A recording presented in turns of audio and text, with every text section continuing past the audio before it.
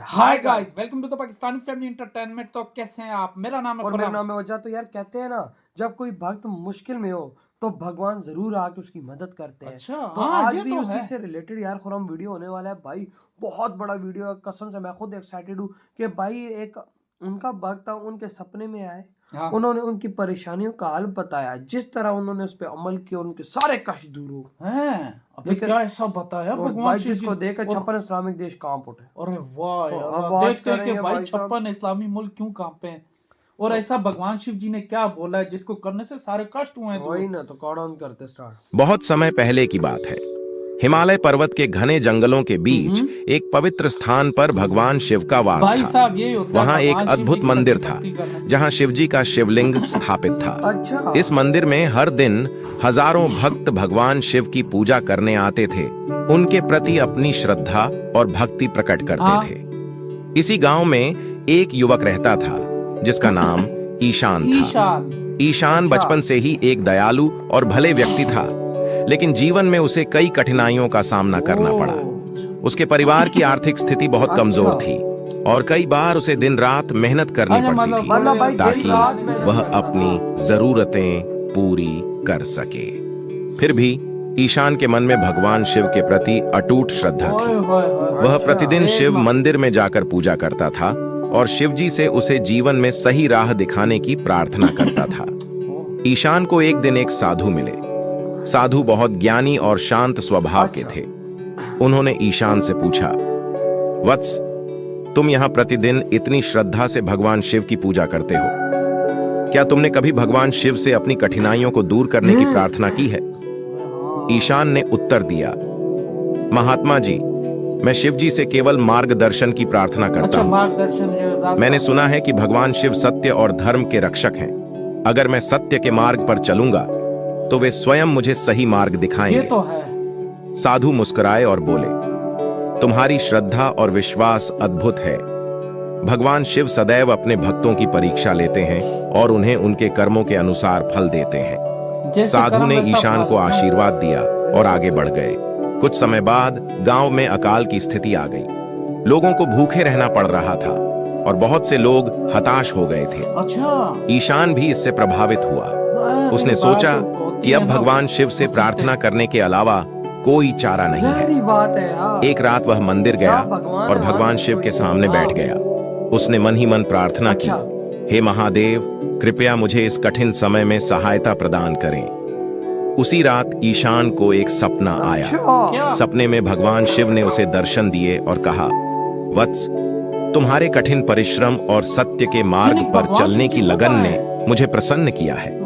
मैं तुम्हें एक कार्य सौंपना चाहता हूँ। यदि तुम इसे सफलतापूर्वक कर सकोगे तो तुम्हारे सभी कष्ट दूर हो जाएंगे। ईशान ने विनम्रता पूर्वक कहा, हे भोलेनाथ, आपके दिए कार्य को पूरा करना मेरे लिए सौभाग्य की बात होगी। जब खुद आए हो तो शिवजी ने उसे एक पुरानी गुफा का पता बताया और कहा, उस गुफा में एक छोटा सा मिट्टी का दीपक रखा है। अच्छा, ये तुम्हें उस दीपक को बिना बुझाए गांव में लाना है।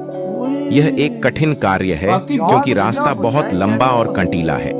अगर दीपक बुझ गया तो तुम्हें पुनः प्रयास करना रास्ते में होगा। हवाएं चलती अगले हैं। दिन ईशान गुफा की ओर चल पड़ा। रास्ते में कई बाधाएं आईं, कांटे, चट्टाने और तेज हवाएं। उसने बड़ी सावधानी से दीपक को पकड़ा और धीरे धीरे ये चलता ले गया। जाएगा। कई बार वह गिरा और उसके हाथों में चोटें अच्छा। आईं, लेकिन उसने हार नहीं अरे मानी। दीपक को बार बार उठकर वह चलता रहा। अंततः वह दीपक को सही सलामत गांव तक ले आया।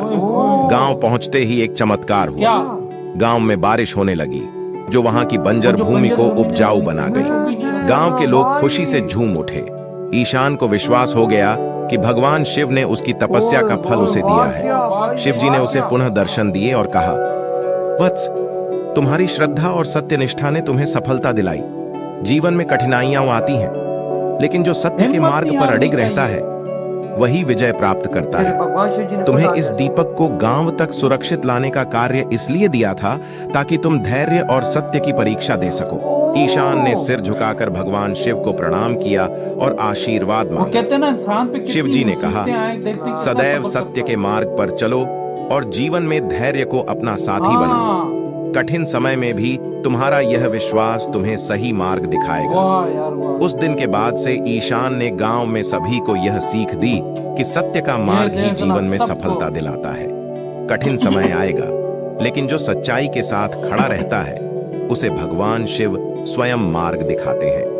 इस कथा से यह शिक्षा मिलती है कि सत्य, धैर्य और ईमानदारी के पथ पर चलने वाला व्यक्ति ही सच्ची विजय प्राप्त करता वाह है। क्या वाकई भगवान भाई। शिव सदा उनके साथ होते हैं जो कठिनाइयों में भी सत्य का यार। साथ नहीं छोड़ते। यदि आपको यह कहानी पसंद आई हो तो कृपया हमारे चैनल अबे भाई यार कसम ये से ला ये के जो- रख दिया जो भगवान शिव जी ने किया कसम हाँ, से ये यार। जो उनकी कथा थी इनकी भगवान श्री ईशान बहुत पसंद आई भाई। अबे यार बंदे- ईशान देख अब गरीब था सब कुछ करता था लेकिन लेकिन सच्चे रास्ते पे सीधे रास्ते पे चलता था देख। और भगवान शिव जी की और आराधना सच्ची करता श्रद्धा। था। हाँ और भाई जब वो तंग आया ना एक दिन हाँ। भगवान शिव जी के आगे एक किस्म का समझ लेट गया और उन्होंने भाई साहब बोला यार भगवान शिव जी मुझे रास्ता दिखाया मुझे कोई रास्ता हाँ, वो नजर जो नहीं आ रहा। साधु जी ने उनको बोला था, वो साधु जी कौन हो सकते हैं जिन्होंने शायद एक भगवान जी की शिव- तरह से भेजे हुए या खुद मैसेंजर भी हो सकते हैं। हाँ कोई भैंस बदल के आए होंगे। जाहिर बात है अब उनके सामने तो साधु जी आएंगे ना। बिल्कुल। और देख उन्होंने वहां जाके बोलो रात को खुद भगवान शिव जी सपने में आए ओ उनके। भाई वो कहते हैं भाई जाओ वहां पर मतलब एरिया का नाम हाँ, बताओ गुफा जहाँ है वहां पर कोई। गुफा है उधर जाओ उधर ये देख उधर मतलब बताया उधर दिया पड़ा है और वाकई पड़ा हुआ था। और भाई उसने फिर वो भाई ईशान ने जलाया और भाई उसको लेकर आया। भाई रास्ते में कठिनाइयां थी बहुत मुश्किल हुआ, गिरा, चोटें लगी, लेकिन उसने अपना सब्र नहीं खोया। और भाई साहब वो भाई फाइनली लेकर गांव जब आया तो एकदम बारिश मतलब जहां पर जिस जमीन में मतलब और आज बता- तक मतलब इतने सालों से बारिश नहीं हुई थी वहां पर एकदम जब बारिश हुई तो भाई साहब ये मुसीबतें इन्होंने घेर लिया था ना मुसीबतों ने। फिर बंजर जमीन कुछ उग नहीं रहा, इधर इसके ऊपर मुसीबतें। और भगवान शिव जी ने देखना जब सच्ची श्रद्धा दिल से भगवान शिव जी की भक्ति पूजा करने से भगवान शिव जी खुद सपने में उन सबका हल बताया। यार और आज देखो ना सारी बारिशें मार्शें हुई हैं और जमीन हरियाली होगी देख सारी तकलीफें दूर कर दी मिनटों में। यानी कि इसलिए कहते हैं कि आपके ऊपर अगर परेशानियां आए, आप पे मुसीबतें आए तो आप कभी भी बुराई का रास्ता इख्तियार ना सही करो। इस स्टोरी से हमें ये समझ आता है बिल्कुल कि आप सच्ची श्रद्धा 110% तेरी करोगे, बात correct है। भगवान शिव जी आपको कहीं ना कहीं कुछ ना कुछ आपको इशारा देंगे या सपने में आएंगे या जिस तरह वो साधु बाबा ने मशवरा दिया तो कहीं ना कहीं से आपका वो अच्छा जरूर होगा। बिल्कुल सही कहा। और सारी बात वजह सबसे बड़ी बात है यकीन की होती है ना यार हाँ। यकीन यकीन आपका पक्का है ना तो आपको कोई नहीं हरा सकता। लेकिन आपने क्या करना है, आपने अपना सब्र नहीं खोना। सब्र क्योंकि भाई मेन आपने चीज है। अपना सब्र खो दिया ना तो एक बंदा होता है ना निराश हो जाता है, यार मैं भगवान शिव जी की इतनी पूजा इतनी श्रद्धा इतनी भक्ति करता हूँ फिर भी मुझे कुछ नहीं मिलता, तो इससे अच्छा मैं बुरे रास्ते को क्यों ना बिल्कुल चुन। खुरम, वो जब बिल्कुल। बुरे रास्ते को चुनता है ना तो उससे वहीं पे उसकी जो है ना वो बुरे दिन शुरू होते ये हैं। सही बोला और तूने। थोड़ा सा वो बुरे दिन भागने के बावजूद जब भगवान शिव जी अच्छा रास्ता बताते हैं तो वो जो आपके ऊपर मुसीबतें और बुराइयां होती ज़ाहिर हैं बात वो है। दूर हो जाती हैं और अच्छे दिन आ वही जाते हैं। तो भाई आपके क्या थॉट इधर ही वीडियो खत्म करते हैं तो बाय।